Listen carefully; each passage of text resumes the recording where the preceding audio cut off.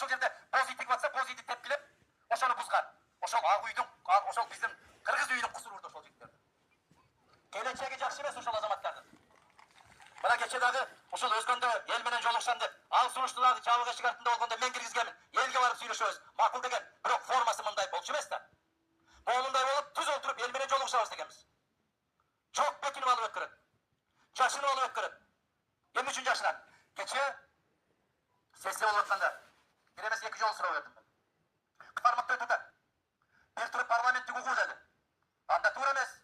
Парламенттик укук боюнча регламентте 10 күн башка материал колго тапшырылыш керек. Ал жарыя болуш керек. Массалык маалымат каражаттарынын өкүлдөрү маалыматты алыш керек эле. Ал болгон жок. Анан буйсундатып, бул комитеттин жыйыны деди. Анда комитеттин жыйыны болсо, соңку мөөнөт жума күнү колубузга документ дейиш керек эле кагаз. Жок. Жок, кагазды кантип талкуу кыласыңар деген маселе көтөрдүк биз.